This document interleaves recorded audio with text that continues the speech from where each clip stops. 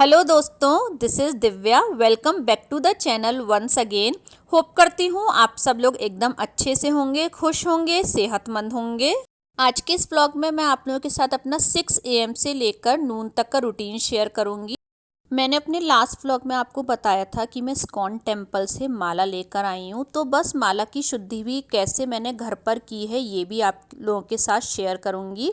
तो चलिए व्लॉग को स्टार्ट करते हैं। तो यतका को आज स्कूल जाना है, तो उसके लिए मैं बना रही हूँ पोहा कटलेट्स, जिसमें कि मैं बिल्कुल भी पटेटो यूज़ नहीं करूँगी। तो ये वाला जो स्नैक है पोहा कटलेट, ये 15 मिनट में बन के तैयार हो जाता है, जिसमें कि आलू भी यूज़ नहीं किया जाता है।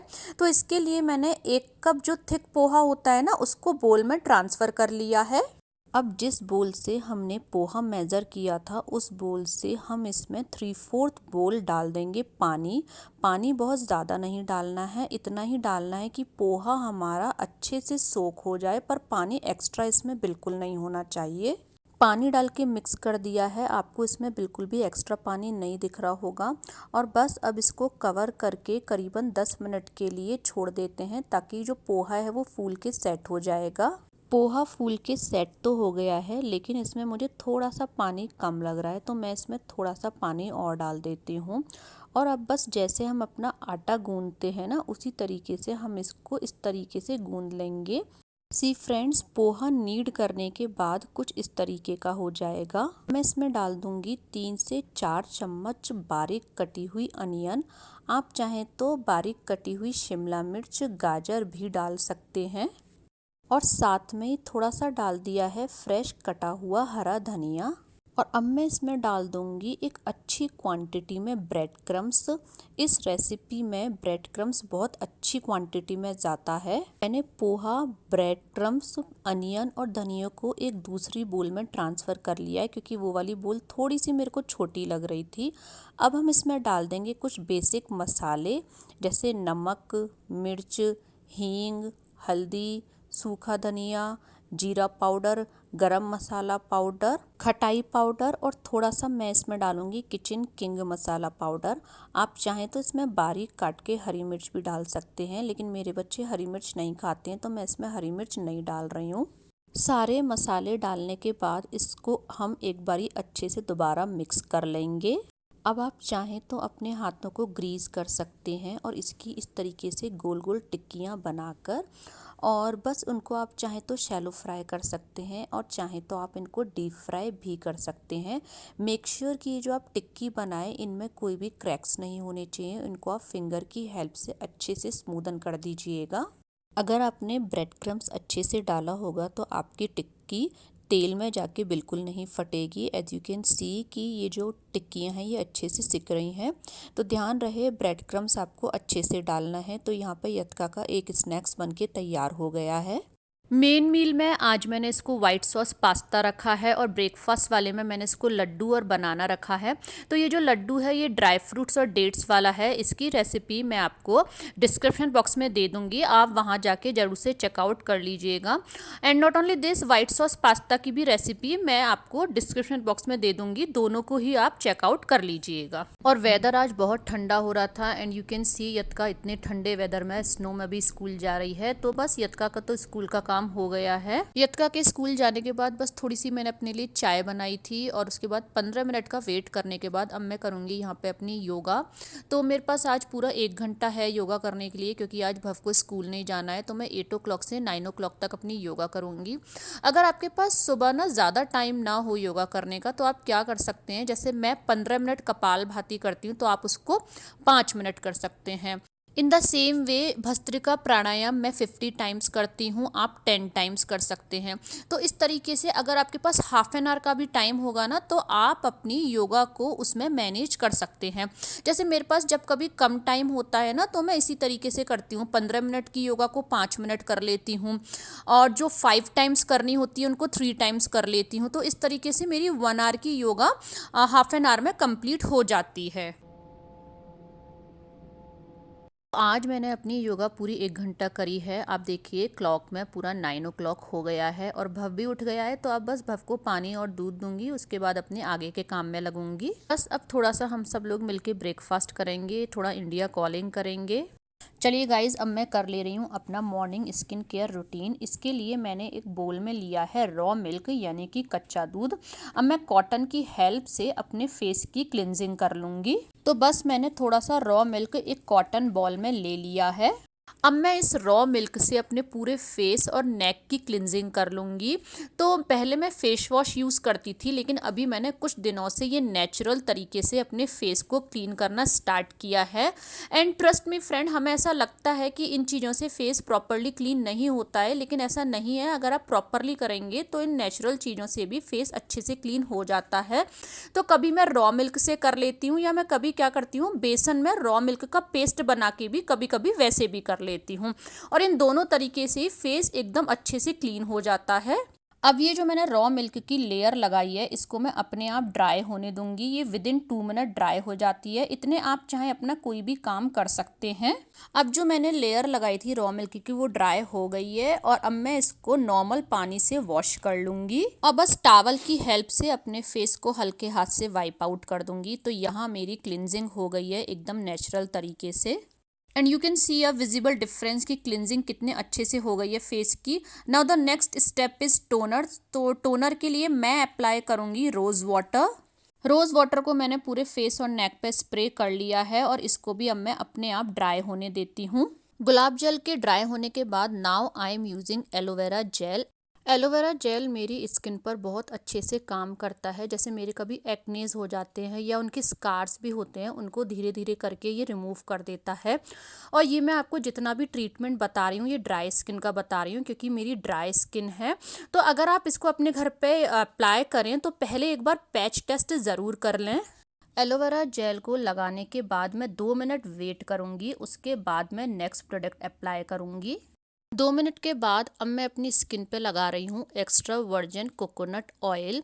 क्योंकि ये जो कोकोनट ऑयल है, ये ड्राई स्किन में तो अच्छा काम करता ही है, अच्छे से मॉइस्चराइज करता है। साथ में मेरी जो एज है वो 35 प्लस है। तो इस एज में जो रिंकल्स वाली जो प्रॉब्लम होती है, उसको भी ये कम करने में हेल्प करता है। और चेहरे पे ना एक अलग सी शाइन भी लाता है।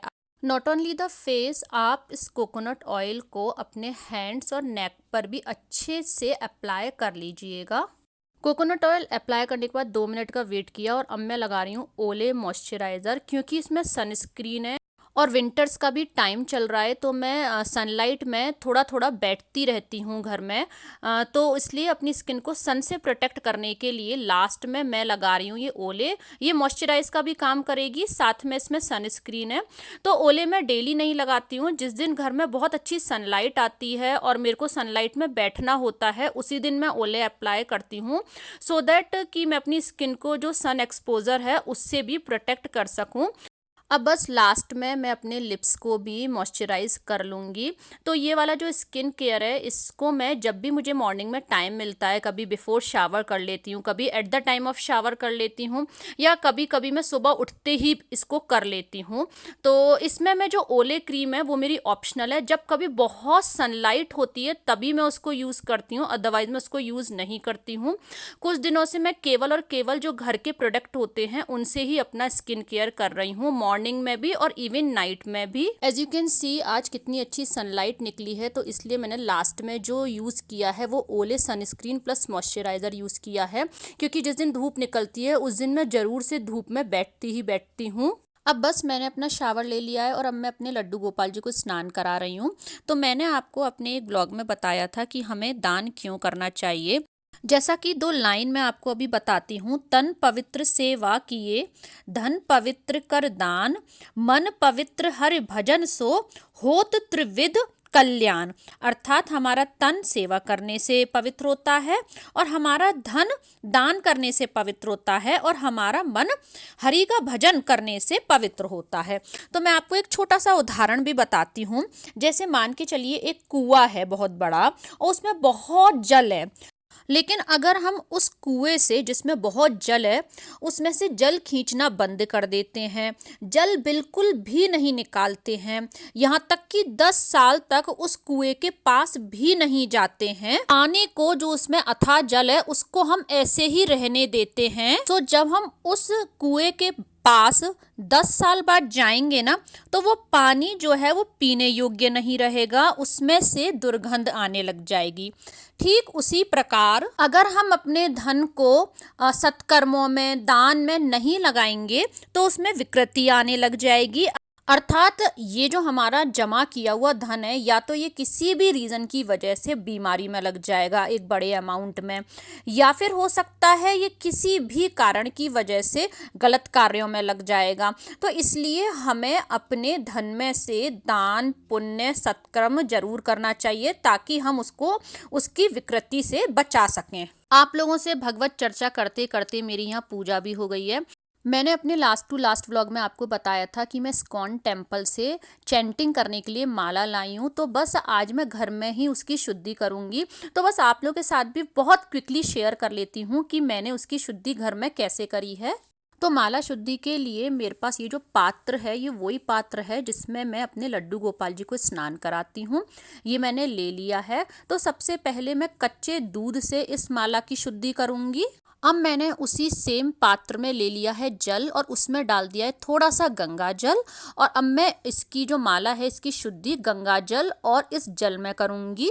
और बस लास्ट में मैं अगरबत्ती से इस माला के चारों तरफ अच्छे से, जैसे हम आरती करते हैं इस तरीके से कर दूंगी, और यहाँ पे मेरी माला शुद्धि हो जाएगी। तो जैसा मैंने अपने घर में देखा है, या फिर जो मैंने अपने बड़ों से सीखा है, जैसा मैंने उनसे पूछा है, उस हिसाब से मैंने यहाँ पर इस तरीके से कर ली है अपनी माला शुद्धि, ताकि मैं आगे से अपनी माला चैंटिंग माला से कर सकूँ। बस लड्डू गोपाल जी को स्नान कराने के बाद धूप में बैठ के मैं अपनी यहाँ पे कर ले रही हूँ माला, और फिर थोड़ी देर धूप में और बैठूंगी, क्योंकि मैंने आज माला शुद्धि करी है। तो मैं लड्डू गोपाल जी के भोग के लिए बना रही हूँ चावल की खीर, वो भी कुकर में। तो बस क्विकली आप लोगों के साथ भी इसकी रेसिपी शेयर कर लेती हूँ। तो मैंने ना एक बोल में 1/4 कप ले लिया है राइस, उसको मैं 2 से 3 बार अच्छे से कर लूँगी वॉश, और उसको फिर मैं आधे घंटे के लिए सोक करने के लिए छोड़ दूँगी। अब जो मैंने सोक्ड राइस था ना, हाफ एन आवर जो किया था, उसको कुकर में ट्रांसफ़र कर दिया है, पानी को अलग हटा दिया है। अब इसमें मैं डाल दूंगी 3 बोल मिल्क। 3 बोल मिल्क डालने के बाद कुकर का लिड लगाकर मीडियम फ्लेम पर मैं इसमें लगा लूँगी 3 विसिल। उसके बाद कुकर को अपने आप ठंडा होने दूंगी, इसका मैं प्रेशर नहीं निकालूंगी। 3 विसिल लगाने के बाद मैंने कुकर को अपने आप ठंडा होने दिया था, और आप देखिए 3 विसिल में ये जो चावल है ये पक के तैयार हो गया है। और अगर आप इसी काम को कढ़ाई में करेंगे तो it takes lot of time. अब मैं इसमें 1 कटोरी दूध और डाल दूंगी। अब इस खीर को मैं मीडियम फ्लेम पर जब तक पकाऊंगी जब तक कि ये खीर जैसी कंसिस्टेंसी की नहीं हो जाती है। आप देखिए इस टाइम चावल पक तो गए हैं, लेकिन जब मैं इसको गिरा रही हूँ तो दूध अलग गिर रहा है और चावल अलग गिर रहे हैं। तो जब हम इसको मीडियम कंसिस्टेंसी पे और पकाएंगे ना, तब क्या होगा, ये खीर जैसी कंसिस्टेंसी में आ जाएगी। मतलब चावल और खीर एक साथ गिरेंगे, और ये जो चावल हैं ये फ्लोट होने लगेंगे दूध के ऊपर। तो करीबन इस चीज़ में आपको मीडियम टू हाई फ्लेम पर 15 से 20 मिनट लग जाएंगे। खीर को बीच बीच में चलाते रहें ताकि ये नीचे से लगे ना। तो खीर यहाँ पे हमारी अच्छे से पक गई है, और मैंने इसमें टेस्ट के हिसाब से 1/3 कप चीनी भी डाल दी है। सॉरी फ्रेंड्स, जब मैं चीनी डाल रही थी, जब कैमरा गलती से बंद हो गया था तो वो रिकॉर्ड नहीं हो पाया है। बट हाँ, जब खीर पक गई थी तब मैंने इसमें 1/3 कप चीनी भी डाल दी है, और चीनी डाल के भी इसको थोड़ी देर पका लिया है। अब मैं आपको इसकी कंसिस्टेंसी दिखाती हूँ। अभी खीर गर्म है, तब ये इस तरीके की है। जब ये ठंडी हो जाएगी, थोड़ी सी थिक और हो जाएगी, तो कुकर में खीर बहुत जल्दी बन के तैयार हो जाती है। आप एक बार ज़रूर ट्राई करें। तो इस वीडियो को मैं यहीं पे एंड करती हूँ। अच्छी लगी हो तो लाइक करें, फ्रेंड्स फैमिली के साथ ज़्यादा से ज़्यादा शेयर करें, चैनल को सब्सक्राइब ज़रूर करें। मिलती हूँ आपके साथ नेक्स्ट व्लॉग में। जब तक के लिए टेक केयर, बाय।